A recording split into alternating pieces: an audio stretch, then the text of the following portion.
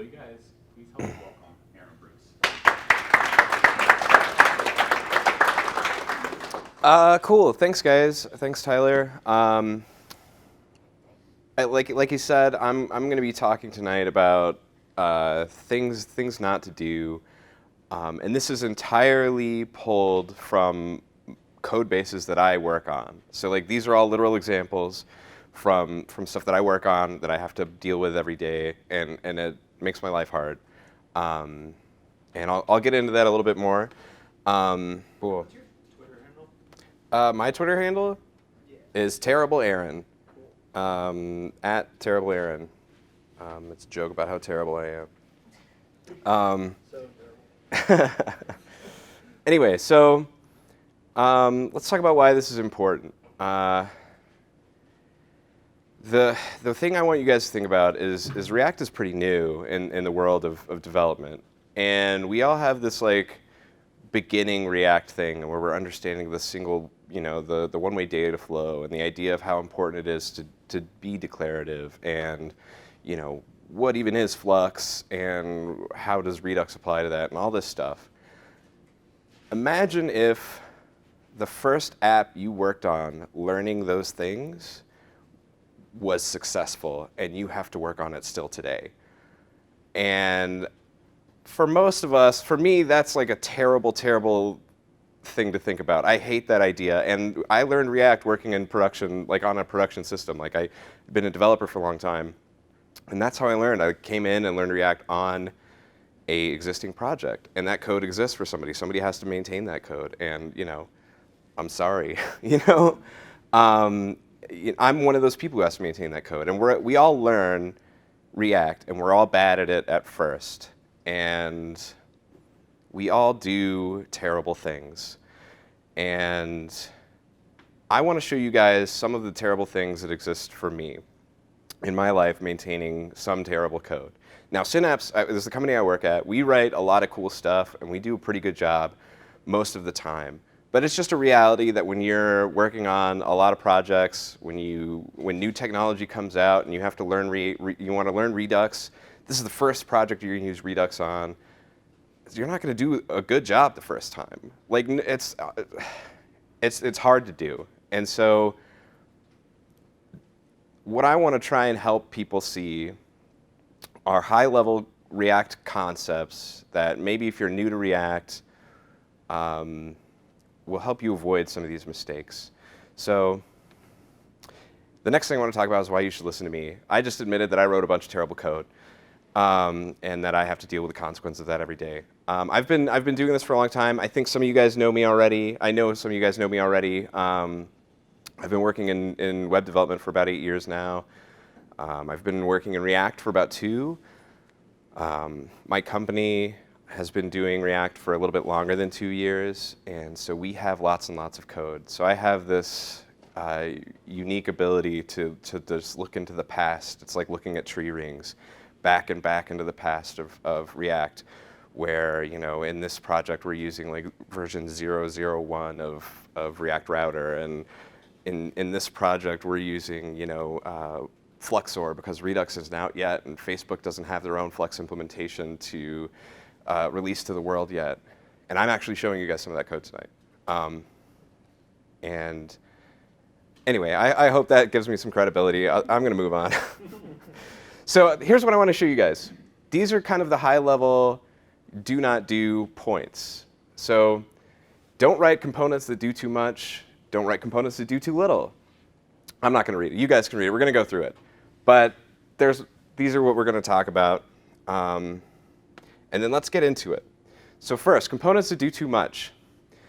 We're going to look at the worst thing we're going to see tonight right off the bat. This component is the most exasperated you're going to see me tonight also. This is the worst component I've ever seen. One more? How's that look? One more. Guys? How you doing? 10 more? 10 more. All right. So first, I'm going to tell you what this component is called. It's called the input group. What this component is for.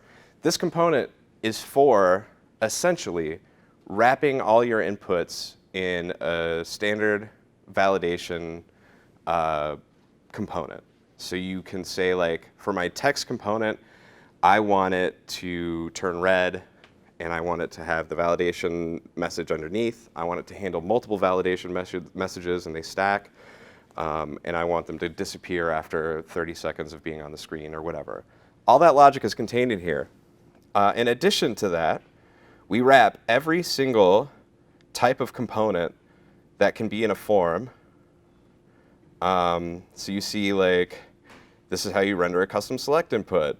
You know, it comes into this idiotic thing right here. And ultimately, this component is my example of a component that does too much. When you see this component in use, this is one huge component. How many lines does it have? The file is, we're at 500 lines, I think, about 473.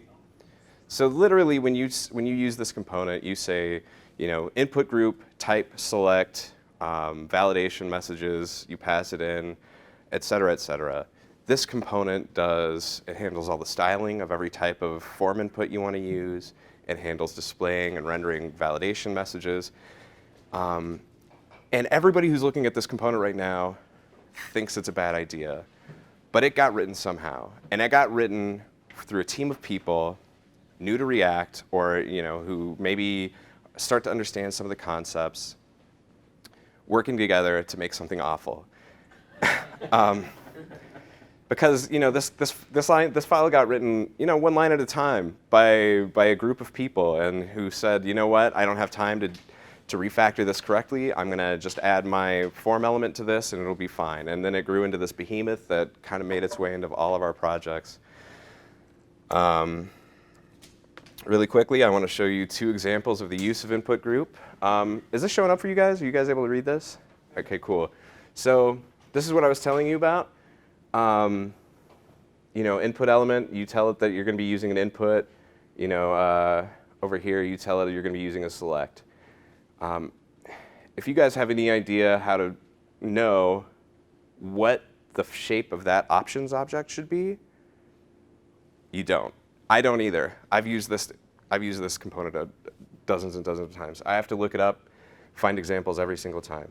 So that gets into one of the reasons why doing too much in a component starts to be a bad idea, is that you make a bad contract with the people who use your component. Did you guys see the prop types up here? The prop types itself is like 50 lines of this. So when do you use these? Why? Who knows? I have no idea how this component works. I have to look up examples of how it works every time I use it. So I went on this big crusade, got rid of it. It's not a thing we do anymore. So the goal is, you know, and this is where I want to get into, like, how do you solve problems like this? So the first problem is you have to understand why the input group exists at all. Why did the first person to write it? Why? What problems are you trying to solve? And then you get to say, well, this is a better way to do that.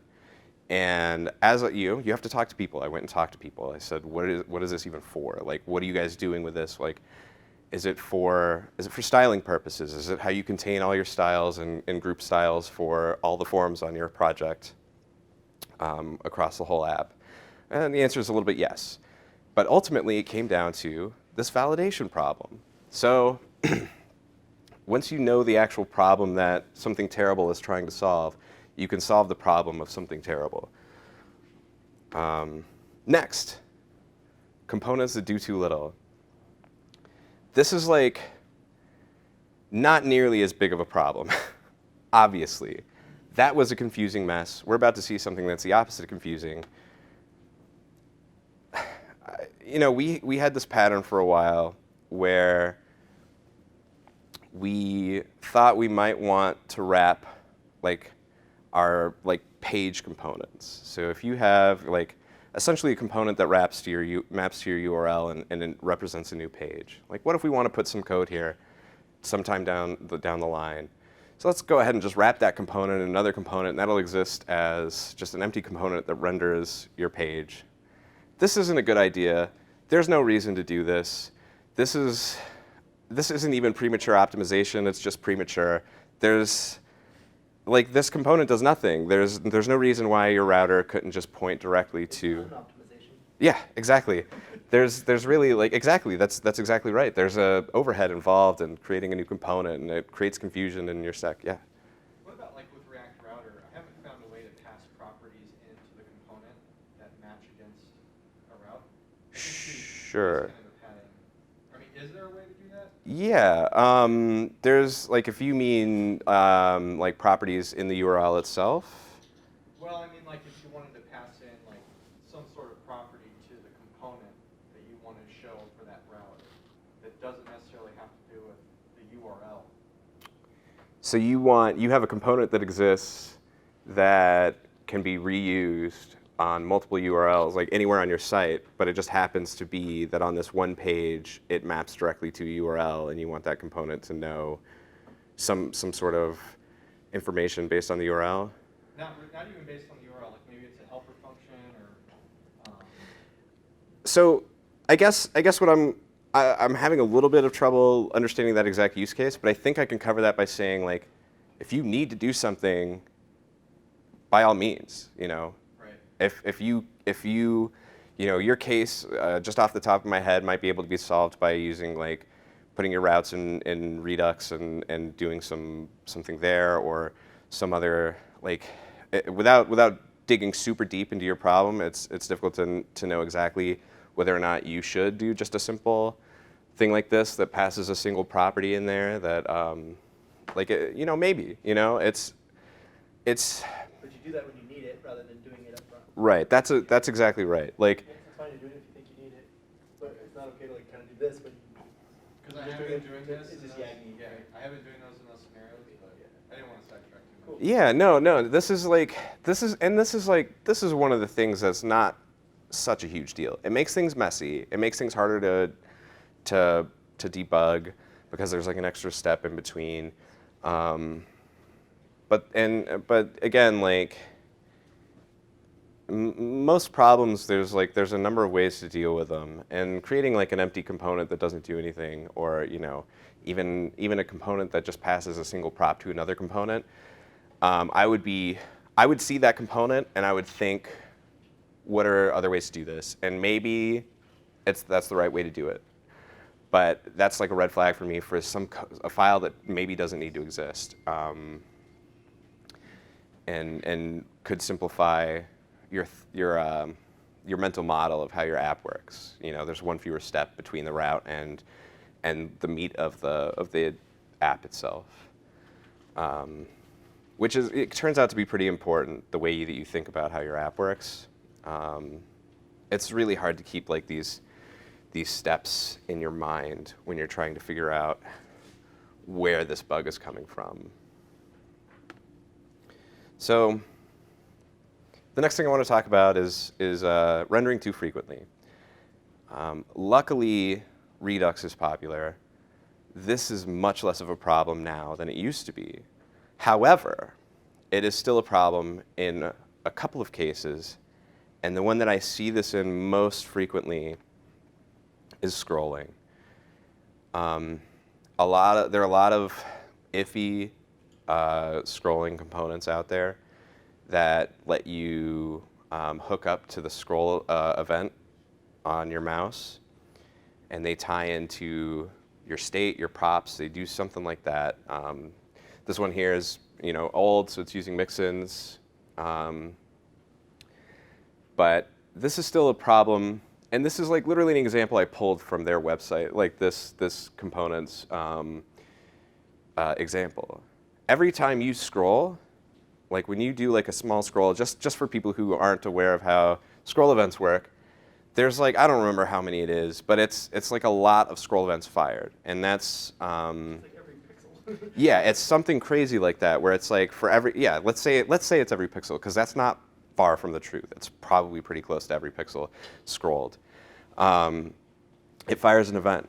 So you'll have potentially thousands of events firing, and if your render function is rendering anything remotely complicated, it's going to be it's going to blow the app up. I have this happening on 2 current production websites right now that I'm unfortunately only able to talk about or show you. But this ruins my life. I hate this so much.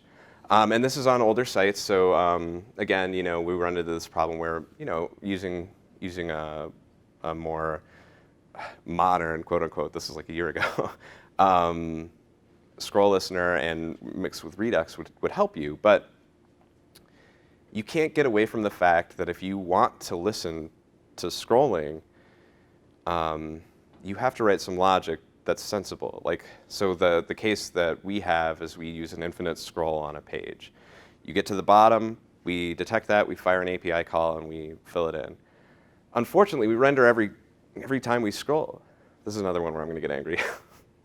And so you have to figure out how to deal with that. The last time I was here, I talked a little bit about components should update, or I always forget the name of the lifecycle methods. But there's a lifecycle method that lets you tell your component based on what new props and state are coming in, whether or not it should re-render. If you're, for example, scrolling, when you're just let's only re-render every 5 at least, or something like that. You can be creative and not render so much. This comes up on accident a couple times in my life, and even when you're using Redux, you'll see that you have a connected component, and then a tree of components beneath it that don't need to render every time the connected component gets some new state. Yeah, what's up? So it's the mixin that's doing the update state? Yes, yeah. So are you saying you have to be very careful about anything scrolling is what you're basically saying? Yeah, scrolling is the easiest example for me to show you guys, because it's I would say be careful. Another one, if you're actually for some reason listening to the mouse move event, you wouldn't do that. Right. So the other one that I was going to talk about is lists. Lists in general. When you have a list component, you potentially have then subcomponents for each item in the list. If you add something to that list and your list component, there's a very real possibility you just re-rendered your whole list if you're not careful about that. Especially if your list component at the top is connected to Redux, and then your list items are just built by your list component. So these list items aren't connected to Redux, but your list component, your main list component is. That's another area where I would expect to see a lot of unnecessary rendering. With Redux, is it good to have containers spread throughout your application more than having one giant container for let's say a page component, and then keeping the components within that page stateless but passing it through with props? This gets a little bit into, it's hard to tell you a general rule about how you should structure how you access your state. But I will tell you that unless the app is very small, I would spread out the way I access state. It's one of the more powerful aspects of Redux. You don't necessarily want to connect too much every single component, but I would say that if you're connecting to a single component at the top and flushing all your state down through your component hierarchy, it'd have to be a pretty small app for me to feel like that was a good idea. Because Redux is going to render the container component whenever state changes, and that's going to trigger a render down the hierarchy. Component, right? Correct me if I'm wrong. So the big embarrassing thing of this is I haven't actually written React code in about 3 weeks. So when you connect to a component or connect to a state, I don't think it re-renders every time anything in state changes. I think it's looking at the things that you care, I think it's what you've mapped. Right. So yeah, you're right about that. So it'll trigger a render whenever that state changes. And if you've connected one component at the top of your hierarchy, and that's the only one, your whole app's going to re-render every single time. And so one way to avoid that is just you spread out your connections to Redux. That's probably the correct way to avoid that in that case. But then, still using one Redux store, but you have like subscriptions. yeah, exactly. Like it's still a single store. It's stored in one place in memory. You're just connecting up in different ways, and that's actually like a typical Flux architecture. I'm actually going to show you guys the Flux flowchart here in a minute. But first, I want to. Did that answer your question, by the way? Yeah. Okay, cool. I want to move on a little bit. So too much logic and render. This is a little bit harder to talk about in an objective way, because I think you guys can look at this and think that's a little bit much for a render call.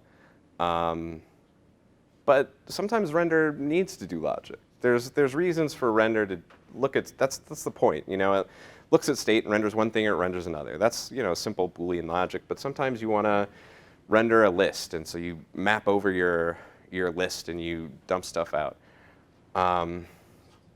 If you're doing this much right in the render, though, this breaks something about React to me. React is like when you look at a component. I think I'm gonna preach a little bit, but when you look at a component, I want to look at prop types and I want to look at your render and I want to understand. If you have all this going on, it can be in a function up here that you call in your render. As long as you can justify why you have to do this stuff every time you render, fine. But you get to name a function, declare what it does, and then I get to understand what your component does. And this goes back to maintainability. This is less of a, I mean, this isn't great for a lot of reasons, but you want to be like kind to the people who come after you in your project, right? Like, because it might be you. You know, if you can't remember what you were doing here, that's a problem for everybody. So we are going to look at this code. This is the next bit of code that I want to look at. Just because, like, it was hard to get the whole render function onto a single slide. You see that, like, down here it doesn't, like, is where it returns, and it's just a simple table and a grid, like a file grid, and there's a modal being put into the DOM for some reason. But like, this probably should be in state.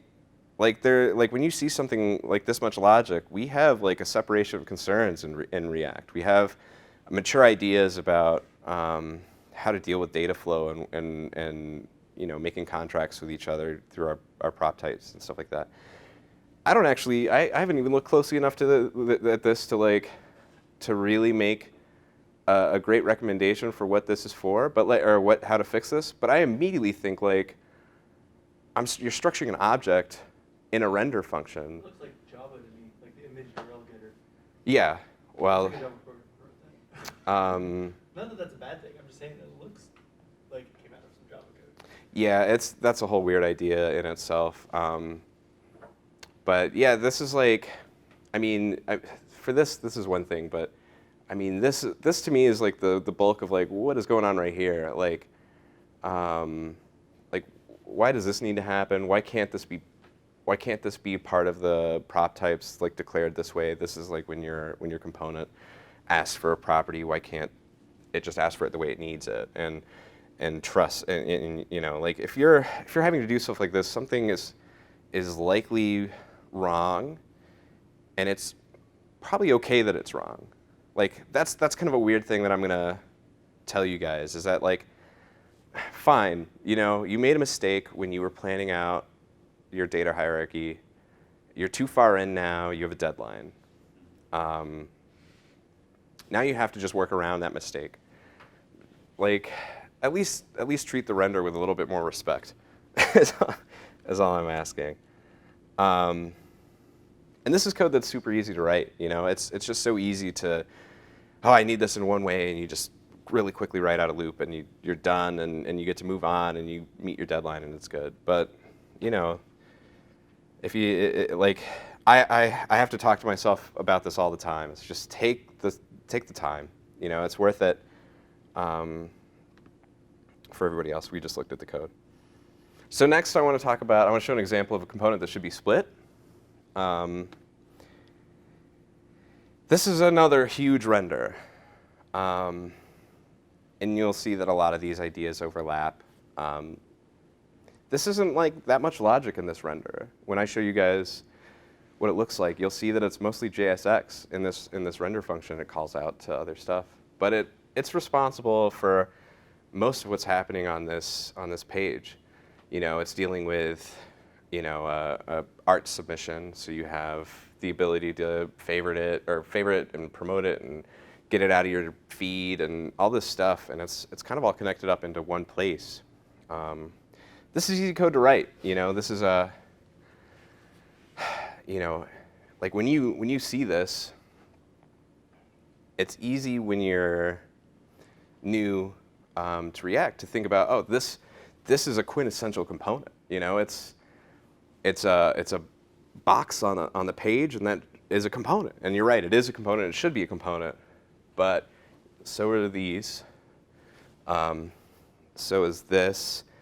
You know, maybe is this. Like, split up your stuff. Like, in a way that makes it easier for me to, you know, I want to change that star to a 6-pointed star instead, or 7, or whatever.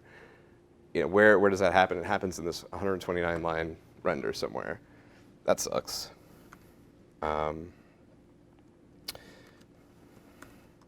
But just to show you guys the pain here, like you'll see, like here's logic. It's not really logic. It's passing in an object, but it's got like a render stat call, and so there's logic that's, you know, happening, you know, up in the component somewhere. This is all pretty reasonable stuff. This is just how you pass data around in a component.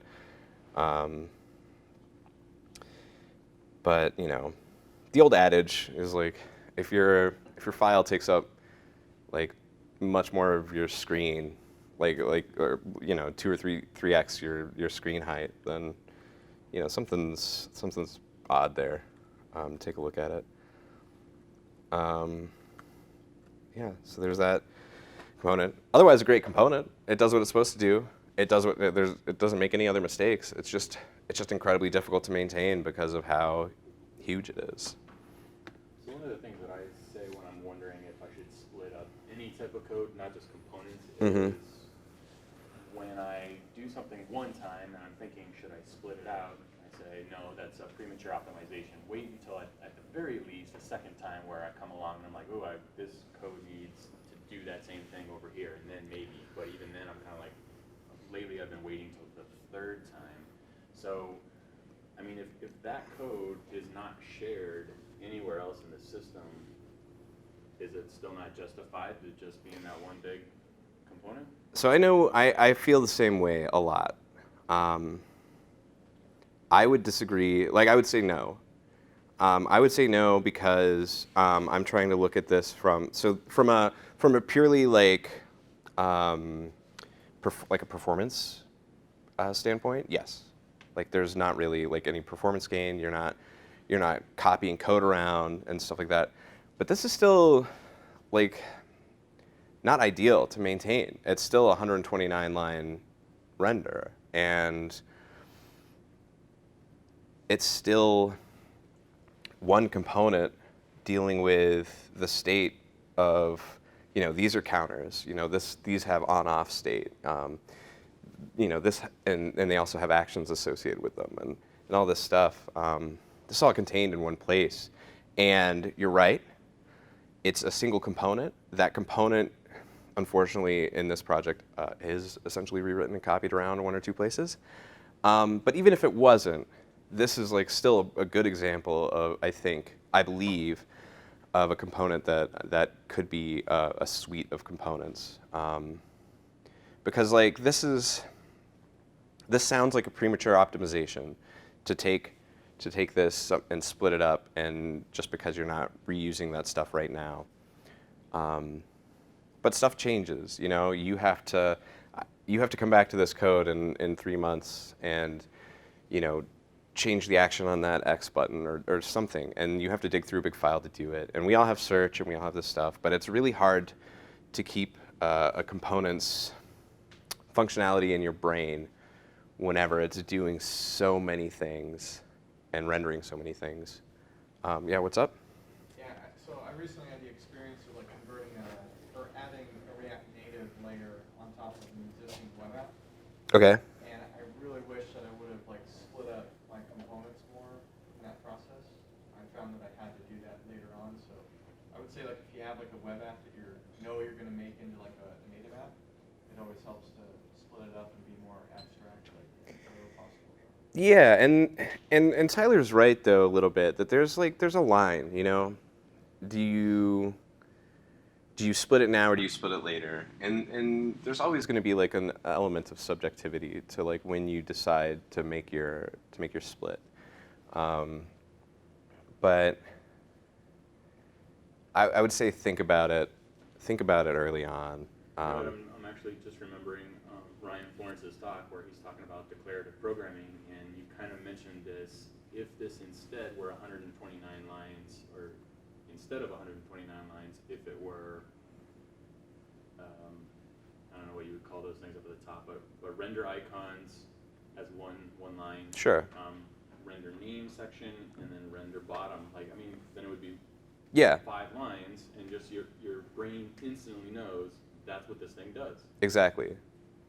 So it's more of like that's exactly right. Like it's more about understanding what's happening when you look at this file 3 months from now, or when somebody else looks at it for the first time, and less about, you know, technical performance in this case. What's up? I want to note something about like all of this content is that for people who are maybe like newer development, if there's anybody here that is, this applies to basically every framework and every like software development.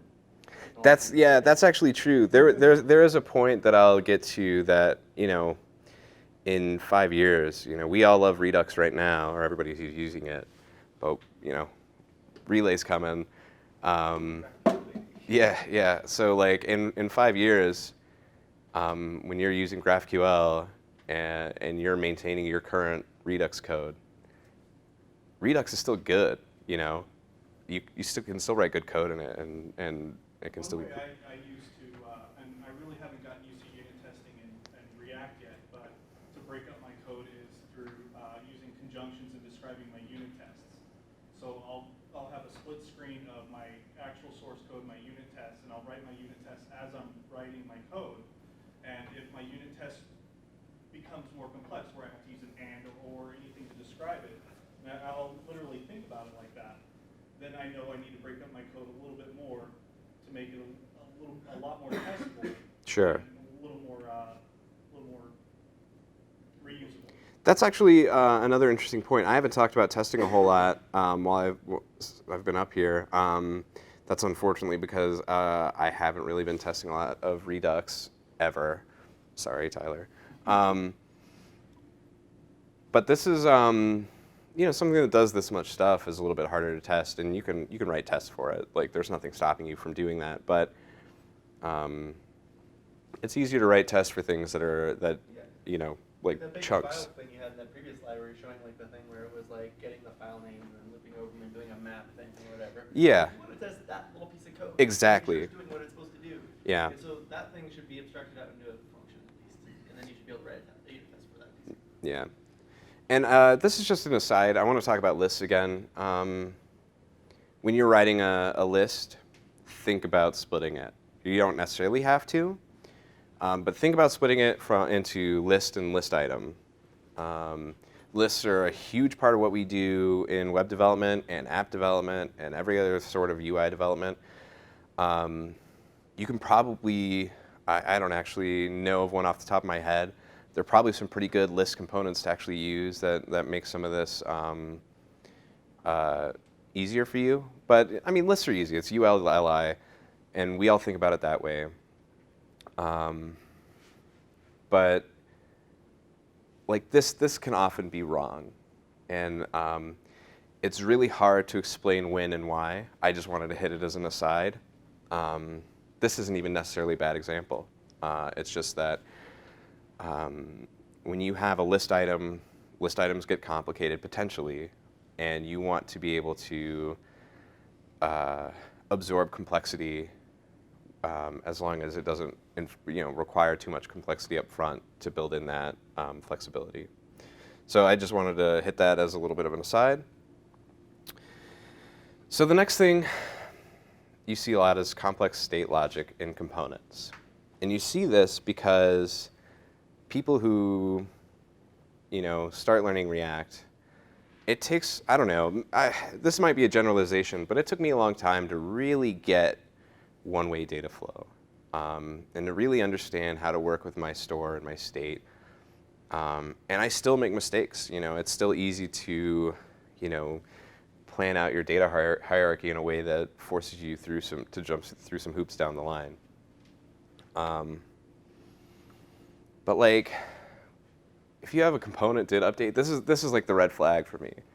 If your component did update is doing like weird logic to decide if it should like do an action or something like that, like if you start seeing like if we have an error and the previous state had an error and we're doing this right here, then that means something to me. And the only way to know what that means to you is to read this code and figure out what it's actually doing. I'm not going to bother. It doesn't matter, like showing you guys exactly what it's doing. But start thinking about like containing this inside of a reducer or your state if you're still using Flux. It makes it so that you get to say, just respond to changes in that state, like, and then your render becomes like simpler. It's just taking state, passing it to a component, and then getting down to a simpler leaf area where you can then respond to correctly to the things that change. But this is a big red flag for me when I start seeing these things show up. I think that something's happening in the component that it's just too much thinking about state for the component. Like, and this is that's something we did when we were using like old Flux. Something nice about Redux is you can do most of Redux patterns in older Flux libraries. But Dan Abramov taught us all how to think about this stuff. And so now you can take that way to think and go fix old weird things, which is cool. I actually have a lot of respect for that. So next we're talking about reusing old state inappropriately. We've all probably seen this diagram. For those of you who are new, this is like the Flux data flow diagram, but I went ahead and added my components stuff to it. So in this media submission, it's a piece of artwork. It's something that like a picture or something that displays on the site. You land on it. It fires an action to get the submission. It goes through the dispatcher. It goes to your store or your reducer. Then your component listens to it, and then your component can fire another action. One common thing that I see, even in Redux, is using something like I have a page. This component, or I have a component that's meant to render like a single item, and that item is in my database somewhere. And so I go grab it, and I put it in the store, and then my component listens to this store. And then when I want to display a new one, I go fire this action, the get submission action, and it goes to the same store or reducer, and then overwrites the data that was there, and then it updates and it displays in the app. It's actually like a great way to think about it. There's nothing wrong with what I just said. But so this is the code that is kind of dealing with the idea of like a change in what you want to view. So like when you say like through props, like, hey, I want to change, we're looking at the next one now. It goes and fires an action and updates your state. Think about what happens when you come back to this page. If you guys has anybody ever run into this problem where you like go to a component that has previously rendered and it renders the old thing that you were looking at before, and then it renders the new thing on top of it?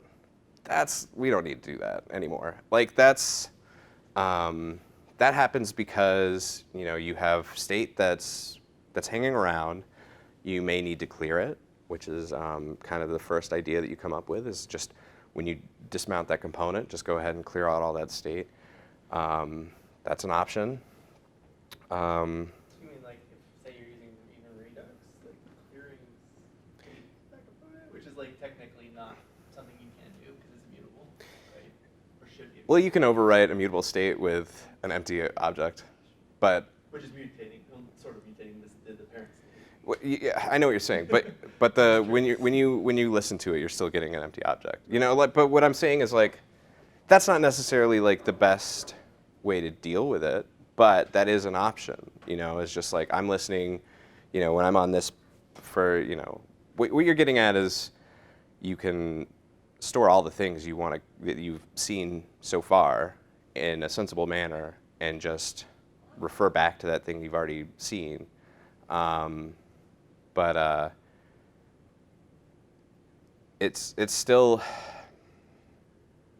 I don't know, it's probably wrong to clear state that way, is what you're getting at. But it's not necessarily always wrong.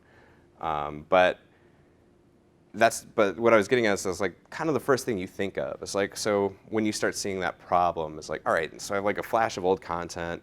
What's the easiest way to deal with that? The easiest way is just listen to dismount, fire a new action that goes and overwrites it, like that data with nothing.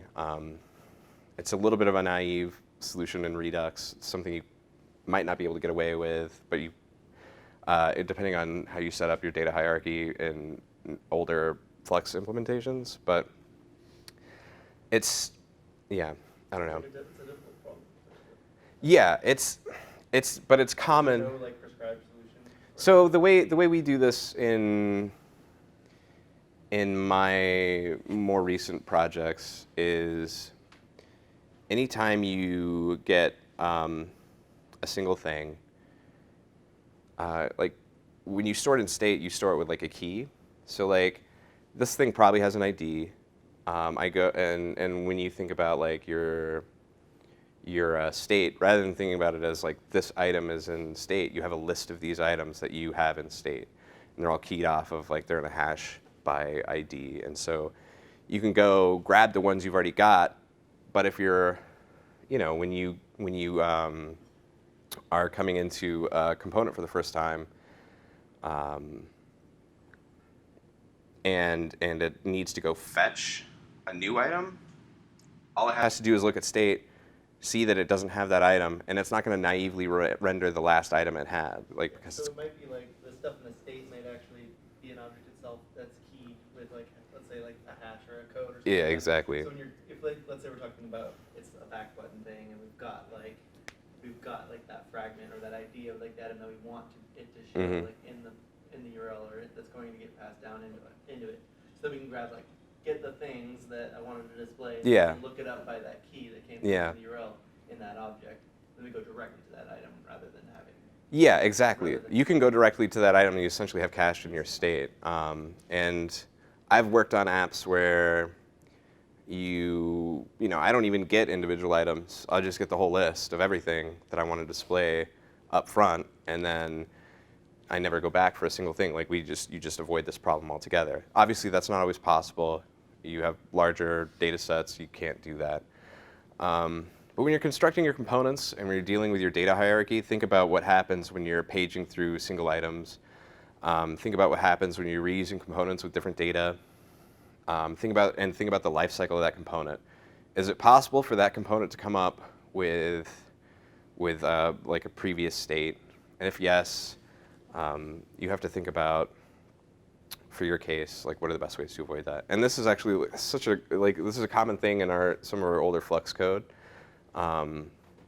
just because like Dan Abramov hadn't taught us how to do it yet, but it's still certainly possible to see in Redux, and it's really, as like a UI, it's super janky feeling, like when you load up a page and it's showing the last thing you saw and then it switches back over. Like, you know, when you load up somebody else's profile page and it shows your information first and then it shows their information because it had to go fetch it from the API real quick and load it in. Like, those are the kinds of things that you want to avoid. But then we get into what we were talking about, which is using old state is sometimes appropriate. And specifically, like we're going to talk about this same thing again. If you have fetched something, and then you move on to the next thing, like in a paginated list or some sequential list, I'm looking at item 1, looking at item 2, I hit the back button.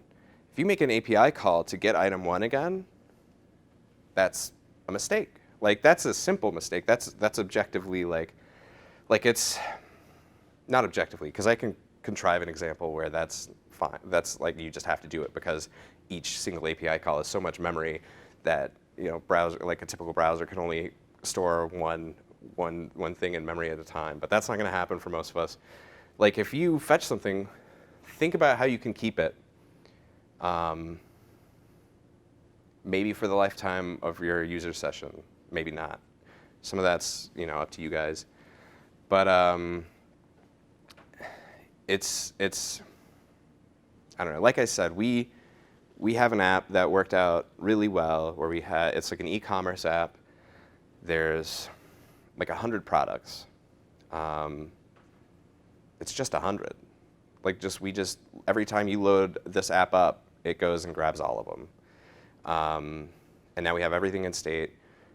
We get to move around. Everything's just already there. Like, we might have to fetch like a little bit of like metadata for each individual item, depending on some things, like if it has like related items or things like that. But, you know, for the most part, we get to reuse this big object and state of all of our products, and it makes it like a much snappier experience for everybody.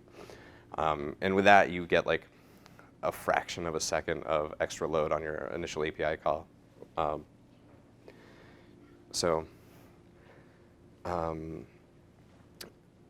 Just consider that use case of, you know, when you fetch something from the API, figure out how, like, whether or not it makes sense to hold on to it, because oftentimes it really, really does, and that makes the experience like that much like slicker. Like, if you have to wait for something you've already seen, think about how irritating that is. Like, to go hit a back button and see a loading bar for the thing you just came back, like, you've already seen. That's a bummer. That's kind of a crappy experience.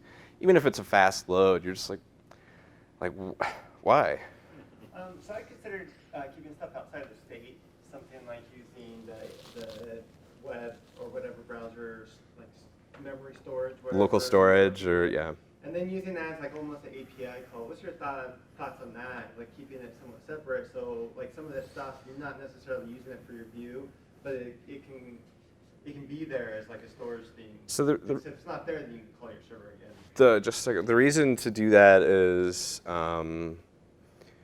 for like persistence between sessions. Mm-hmm. So if my user is on this page and they leave and come back tomorrow, they can have like a state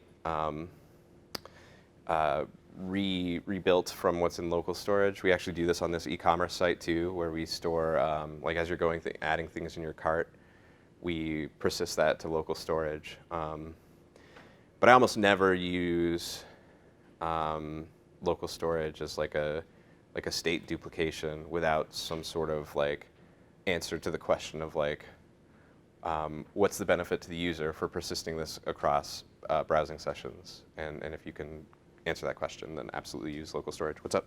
A library I've been using lately to do this is Redux Persist. It's pretty awesome. It actually emits like a rehydrate action. Mm-hmm. Makes it really easy to like update or store. Yeah, check it out. Redux Persist. That's good advice. Again, I would say like answer the question: why does my user need this information to persist between browsing sessions? If you have a good answer for that question, it's perfectly viable thing to do. Any more questions? All right.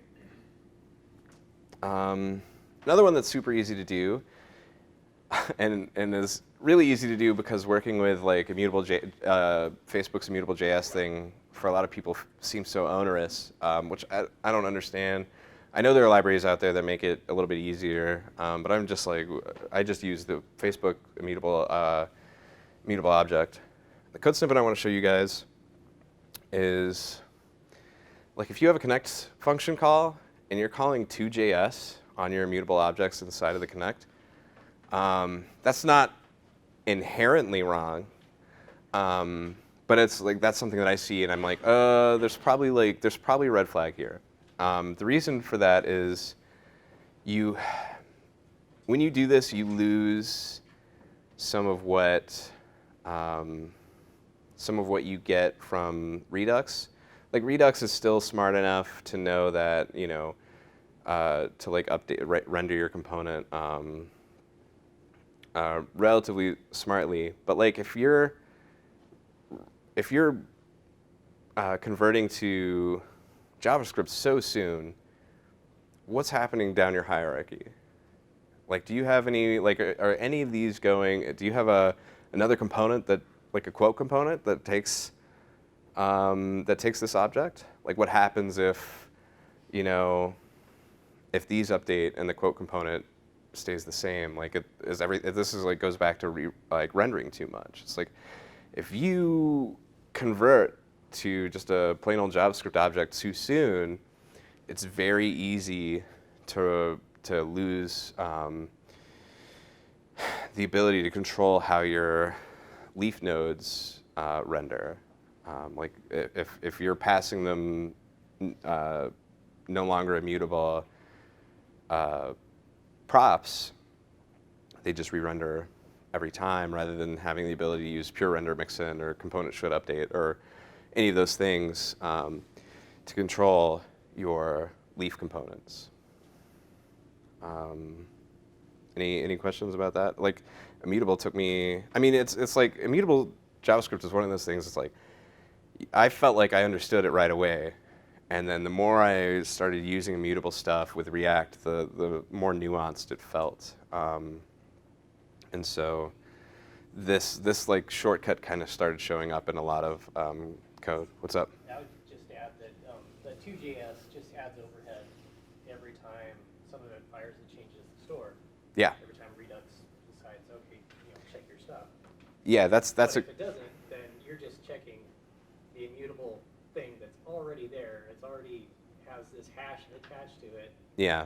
So you know it either changed or didn't right there. Yeah. Gordon's making this point that this is just unnecessary overhead for like most state changes. What is that for at all? Like convenience of? Yeah, it's just later? Convenience for usage later. Something you should do afterwards inside more in the component itself. If you find working with immutable JavaScript to be onerous to the point that you're calling to JS frequently, I would recommend looking for a library that lets you access immutable objects without having to use accessors, rather than converting it.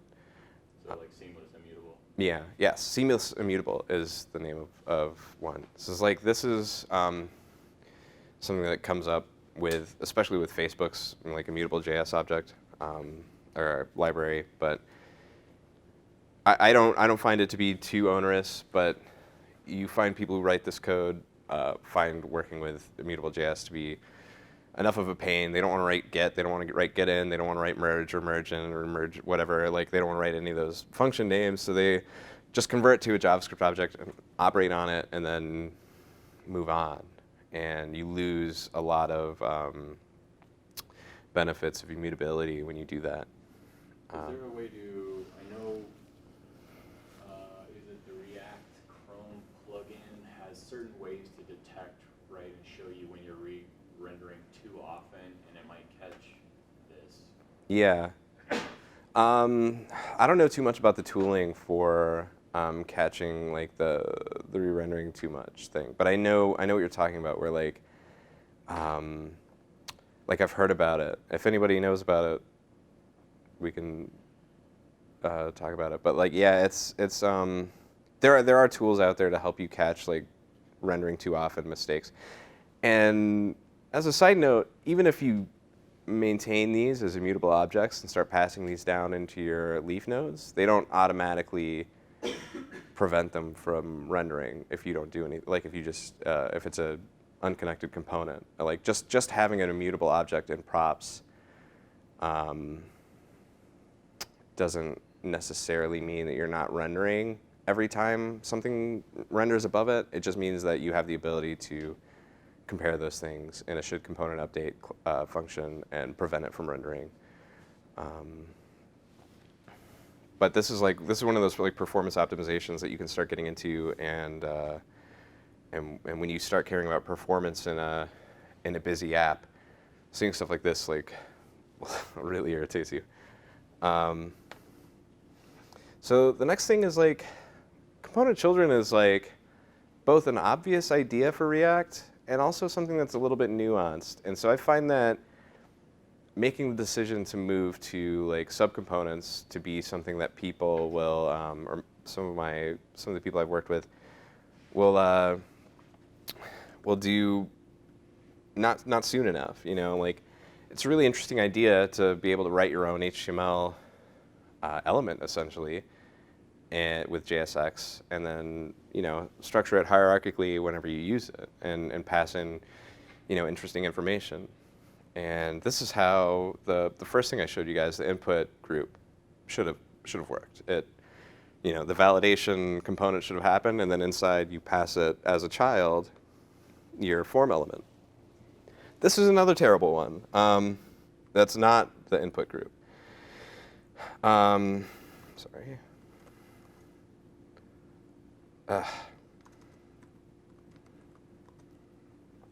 So this is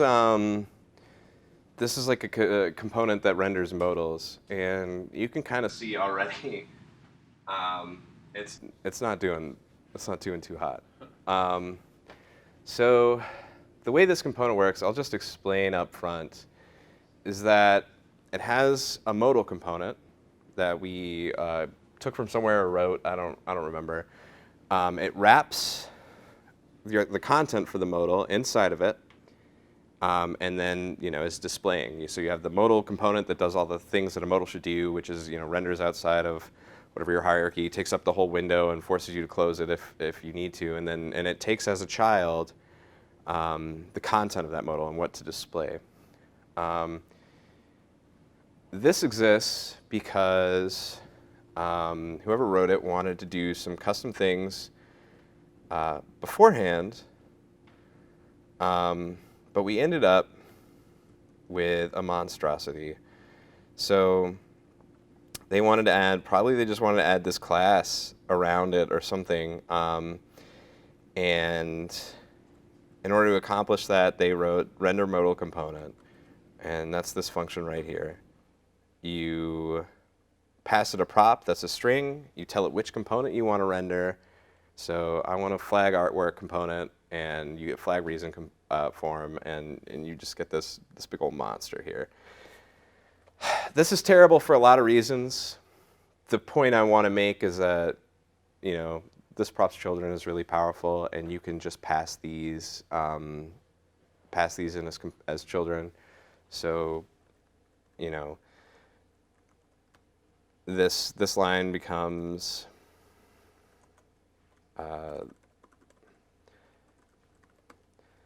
and then this whole thing dies. Like it doesn't need to exist. And this component then is suddenly incredibly easy to understand. Like exactly what's going on here, Whereas before, I was just trying to talk to you guys about it and tell you what it did. And I bet nobody understood what this component did until right now. There's just like a really powerful idea here that like in props children that it takes a little while to understand when you're first presented with JSX. So just kind of be on the lookout for how you're writing your components. If you ever end up with a big list like this of components that you're requiring, and then you conditionally use one of them, that's like a red flag, you know? Correct me if I'm wrong, guys, but so in Angular, they get like this a really nifty name that American artists back there really love. It's called transclusion. Whoa. And then they have multi-slot transclusion, which is basically just carrying the children from the component structure inside, like child tags inside of the component. Okay. But they just give it A fancy name. It's a fancy name for the simplest idea. Transclusion. It's trivial. Yeah. But yeah, so again, that red flag to watch out for is if you have a lot of components in your that are used in your component and only one is used at a single time, one or two or whatever, that's something to look out for. Probably that's a good case for this props children. Think about it. Remember what I said here, and it'll make somebody's life better. If you become a millionaire and your code, goes on and becomes successful, and you hire people to then maintain your thing. So I know I showed you guys a lot of weird stuff, and a lot of it in this context is really easy to understand why I would never do that. I don't know why he's showing me that. That doesn't make sense, ever at all. But we all, maybe not everybody here, but a lot of us work on teams. A lot of us work on projects where the use case changes in the middle of the project. This component that I planned very thoughtfully needed to change because of a change to a feature, and that change was written by somebody who isn't you. Those are the types of things that create these monstrosities. And the way you avoid them is just kind of having seen them before. And that's kind of what I was trying to show you guys. This stuff, what's your name, by the way? Jeff. Jeff? I'm sorry. He was saying this applies everywhere. Most of the stuff, is very React specific in terms of using this props children and et cetera, et cetera. But a lot of these higher level concepts apply everywhere. And this is what I'm trying to get at here is best practices change. A year ago we weren't using Redux. Now everybody's using Redux. The best practices that came along with Redux are now so ubiquitous that you look at old ways of doing things and you think why would anybody ever do that? But that's just how a lot of people did it. And even though that we were using Fluxor, we still could have. You can still do good things. You can still create an app that is good. And I'm talking about this maintenance, of life cycle of a project. When you're a year on, you're living with the technology choices you made a year ago. You're wishing you were using Redux, and you start to blame all your problems on the framework choice.